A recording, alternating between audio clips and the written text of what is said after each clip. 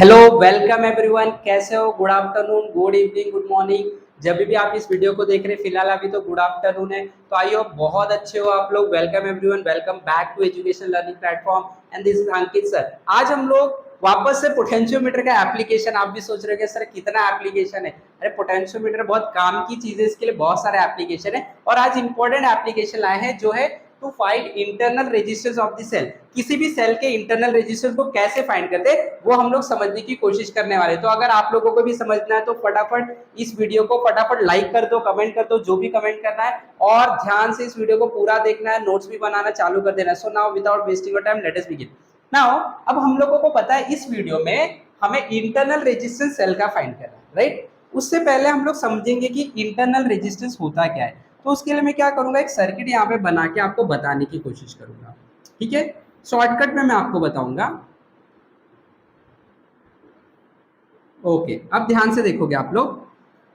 यहां से मैंने कुछ वोल्टेज ई दिया, ठीक है। जब हम कुछ वोल्टेज ई देते हैं तो ये वोल्टेज क्या करता है, इलेक्ट्रॉन जो है वायर में, समझने की कोशिश करो फटाफट। जो ईएमएफ में वोल्टेज दूंगा वो वोल्टेज इलेक्ट्रॉन को आगे बढ़ाएगा, फोर्स देगा, इलेक्ट्रॉन आगे बढ़ेगा। अब यहाँ पे कोई डिवाइस कनेक्टेड है, कोई भी डिवाइस कनेक्टेड होगा तो कुछ रेजिस्टेंस ऑफर करेगा। तो इसके लिए मैंने रेजिस्टर का डायग्राम बना दिया। कुछ रेजिस्टेंस ऑफर हो रहा है जो कि इलेक्ट्रॉन को आगे बढ़ने नहीं देता।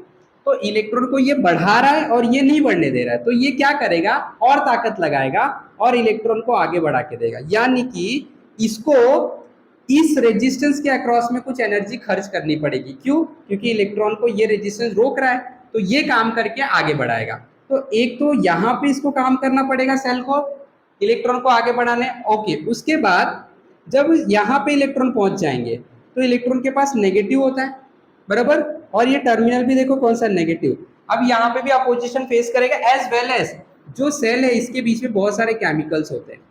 अभी केमिकल को भी क्रॉस करके इलेक्ट्रॉन नहीं जा सकता है, तो ये वोल्टेज का काम रहता है कि इसको भी यहां से इलेक्ट्रॉन को यहां पे भी क्रॉस करवा के, जब इलेक्ट्रॉन पूरे सर्किट में कंटिन्यूअसली फ्लो होंगे तो प्रॉपर एनर्जी मिलेगा और ये वाला डिवाइस वर्क करेगा। यानी कि सेकेंड काम इसको सेल के अंदर करना पड़ता है। तो सेल के अंदर जितना अपोजिशन फेस हो रहा है उसको इंटरनल रेजिस्टेंस सेल का बोलते हैं, स्मॉल आर, ठीक है। तो हर एक सेल के अंदर कुछ ना कुछ इंटरनल रेजिस्टेंस होता है। अब ये कितना काम करेगा, ये इसके पास जितना एनर्जी ई है, जितनी ताकत ई है, उसमें से ये यहाँ पे काम करेगा। यहाँ पे इसको काम करना पड़ेगा हमेशा जितना करंट है इसमें और जितना रेजिस्टेंस है आर, प्लस यहाँ पे जितना करंट है और जितना रेजिस्टेंस, इतना काम टोटल इसको करना पड़ेगा। और ये फॉर्मूला होता है ईएमएफ का। तो मैं इसे साइड में लिख के रखूंगा। ईएमएफ का फॉर्मूला होता है आई आर प्लस आर। आई कॉमन निकाल लिया मैंने, आर प्लस आर। अब दूसरा चीज और एक बात समझना है आपको, समझ में आया? अब और एक बात आपको समझना है कि जब भी आप कोई भी सेल कनेक्ट करोगे और सेल की वजह से जो पोटेंशियल जा रहा है, जो वोल्टेज जा रहा है, अगर इसके रास्ते में, सेल के रास्ते में कोई डिवाइस कनेक्टेड, जैसे आपने सेल लगाया, अब सेल के रास्ते में ये डिवाइस कनेक्टेड है, तो हमेशा कुछ ना कुछ एनर्जी खर्च हो जाएगी। और अब यहाँ से अगर आपने 5 वोल्ट दिया है तो ये पॉइंट के बीच में वोल्टेज चेक करोगे तो आपको 4 वोल्ट या तो कम दिखाई देगा, हमेशा वोल्टेज ड्रॉप हो जाएगा अगर सेल के बीच में कोई रेजिस्टेंस लगा हो। इंटरनल रेजिस्टेंस बहुत कम होता है तो उससे कोई इफेक्ट नहीं होगा, बट अगर कोई डिवाइस आपने किया है कनेक्ट, कोई रजिस्टर, तो उस दो पॉइंट के बीच में वोल्टेज कम हो जाता है क्योंकि उसको कुछ काम करना पड़ता है एनर्जी खर्च करके, ठीक है। तो ये बात आपको याद रखना है कि अगर वोल्टेज के रास्ते में कोई डिवाइस कनेक्टेड है तो वोल्टेज कम हो जाता है, ड्रॉप हो जाता है, ठीक है। अब स्टार्ट करेंगे हम लोग अपने कंसेप्ट को, ठीक है। तो ये आपका बैटरी है जो पोटेंशियोमीटर को पावर सप्लाई देगा, ये आपका पोटेंशियोमीटर है जिसका लेंथ कैपिटल एल है, और ये सेल है जिसका ईएमएफ E1 है और इसका इंटरनल रेजिस्टेंस स्मॉल आर है, और ये हमें कैलकुलेट करना है कितना है, ठीक है।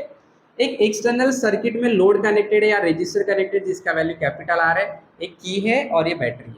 Consider a potentiometer of length L, इसका पूरा लेंथ कैपिटल एल है, connected across a battery of EMF E. Let a cell whose internal resistance is to be find is connected across point A. ये cell है point A और galvanometer के across में connect है। अब करना क्या है, सेम वही प्रोसेस है, ठीक है। तो मैं क्या करूंगा, सबसे पहले केस वन में सेल को और इस ये बैटरी को, ई बैटरी को और ईएन को हम लोग सर्किट में इंक्लूड करेंगे, इस रजिस्टर को सर्किट में इंक्लूड नहीं करेंगे। देखो ये ओपन है, ओपन है मतलब ये रजिस्टर सर्किट में नहीं है। तो यहाँ पे लिखता हूं let a battery of EMF capital E and internal sorry and cell है ना, and cell of EMF E1 having internal resistance कितना है, small r, is connected in circuit, is connected in circuit। Clear है? कोई doubt है किसी को? इतना समझ में आ गया, ठीक है। अब ये जो सेल है, ये सेल गैल्वेनोमीटर के अक्रॉस पे कनेक्टेड है। तो अब ध्यान देना, पॉइंट ए और ये जो पॉइंट जॉकी का है, इसके बीच में वोल्टेज कितना आएगा? इसके बीच में वोल्टेज आएगा E1। सही है? आप देख सकते हैं ए और जे के बीच में वोल्टेज सिर्फ E1, ये तो सर्किट में है ही नहीं, ठीक है, ये जे। और ए और बी के बीच में वोल्टेज कितना है? वो है E, ठीक है। अब टैप करेंगे, वही प्रोसेस,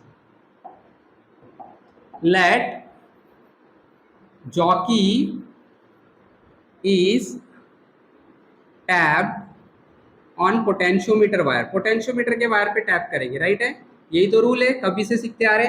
पोटेंशियोमीटर वायर, और एक आपको पॉइंट मिलेगा जहां पे कोई डिफ्लेक्शन नहीं, तो ऐसे बोल देते हैं ये एक पॉइंट मिल गया P, ठीक है। और मैं बोल देता हूँ A और P के बीच का जो लेंथ है वो है कुछ L1 बोल देते हैं, कोई प्रॉब्लम नहीं, L1, राइट, ठीक है। तो एंड मैं लिखूंगा a point P is obtain, एक पॉइंट P मिल गया, a point P is obtain where, जहां पे गैल्वेनोमीटर ने क्या दिखाया? Zero deflection, shows zero deflection, कोई डिफ्लेक्शन नहीं दिखाता। इसका मतलब क्या समझ में आया? इसका मतलब ए और पी के बीच में जो वोल्टेज यहां से मिल रहा था वो ये दोनों के बीच का वोल्टेज जो कि E1 है उसके बराबर हो गया। तो मैं यहाँ पे लिख दूंगा therefore voltage between point A and P become equal to E1, चलेगा। अब वोल्टेज ये दोनों पॉइंट के बीच में कैसे मिलता है वो भी हमें पता है, total EMF of the battery upon total length of the potentiometer multiply by length between A and P is equal to E1। और आप लोगों को पता है E बाय L का मतलब होता है क्या? Potential gradient. तो K लिख दिया आपने, K into L1 is equal to E1, और इक्वेशन नंबर 1। पर फर्स्ट केस हम लोगों का कंप्लीट हो गया। अब केस नंबर 2 पे जाएंगे, थोड़ा सा चेंजेस करेंगे और क्या। अब मैं इस रेजिस्टेंस को भी सर्किट में इंक्लूड कर देता, मैंने की को क्लोज कर दिया। अब यहाँ पे हम लोगों का, ये पहले से मैंने सॉल्व करके रखा था, अब यहाँ पे हम लोगों का ये जो बैटरी है वो बैटरी, ये सेल और रेजिस्टर सब सर्किट में इंक्लूड हो गया, ठीक है। तो यहाँ पे लिख दूंगा case 2, let battery of EMF, कितना EMF है? E, and cell of EMF E1 and internal resistance कितना? R, एंड ए रेजिस्टर, एक रेजिस्टर भी है of value R is connected in circuit, और आप लोगों को दिख रहा है, ठीक है, ओके। अब ध्यान से देखना, अब ये G के पास वोल्टेज कितना जाएगा? E1 नहीं जाएगा, पहले ये तो था ही नहीं, तो पूरा E1 जा रहा था। अब देखो सेल के रास्ते में एक रेजिस्टर कनेक्ट हो गया, और मैंने यही बताया था जब सेल के रास्ते में कोई रेजिस्टर कनेक्ट हो जाता है तो वहां पे सेल को काम करना पड़ता है, तो वोल्टेज कम हो जाता है। यानी कि अगर यहाँ पे 5 वोल्ट E1 है, तो अब जो यहाँ पे आपको वोल्टेज दिखाई देगा इस पॉइंट पे, वो 5 नहीं उससे कम दिखाई देगा, क्योंकि यहाँ पे कुछ उसने काम कर दिया, ठीक है। तो आपको E1 नहीं मिलेगा, तो यहाँ पे कुछ वोल्टेज है जो E1 से कम है, मान लेते हैं V वोल्टेज है कुछ, ठीक है, V है, ओके। तो वापस से इसको टैप करोगे, तो यहाँ पे मैं लिखूंगा द जॉकी इज टैप, कहाँ पे टैप करोगे? Potentiometer wire, tap on potentiometer wire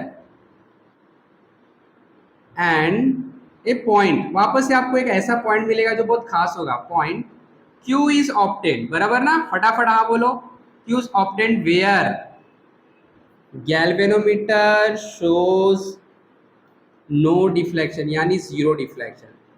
वाह, मजा आ गया। अब क्या होगा? सब लोगों को समझ में आ गया।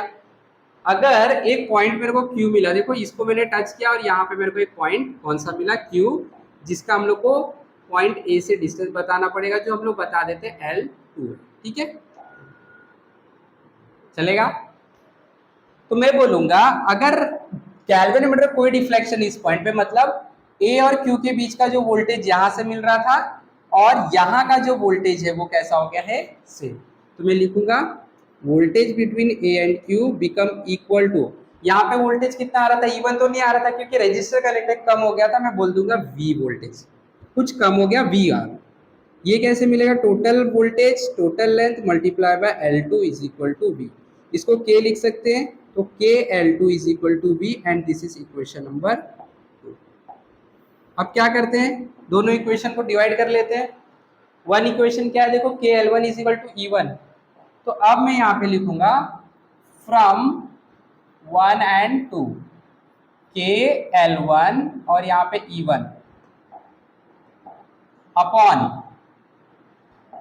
क्या है KL2, KL2 is equal to V है, सॉरी V, राइट। कोई डाउट है किसी को, K और K कैंसिल हो गया और आपको मिलेगा L1 upon L2 is equal to E। E का मतलब क्या है, EMF, राइट। अब ये जो E था अभी ये भी कनेक्टेड था, तो इसको कितना काम करना पड़ेगा, यहाँ पे भी काम करना पड़ेगा, यहाँ पे भी, तो कितना काम करेगा, मैंने बताया था IR प्लस R, यही EMF का फॉर्मूला होता है। तो ये E1 की जगह मैंने लिख दिया ये IR प्लस R, और V का फॉर्मूला क्या होता है according to Ohm's law, IR। तो I और I कैंसिल हो जाएगा, ये बन जाएगा आपका L1 upon L2 is equal to R, ये R डिनोमिनेटर में तो दोनों को चला जाएगा, तो इसको भी जाएगा और इसको भी चला जाएगा, ठीक है, मैथमेटिकल रूल है। L1 upon L2 is equal to, ये 1 हो जाएगा R upon R plus small r upon capital R।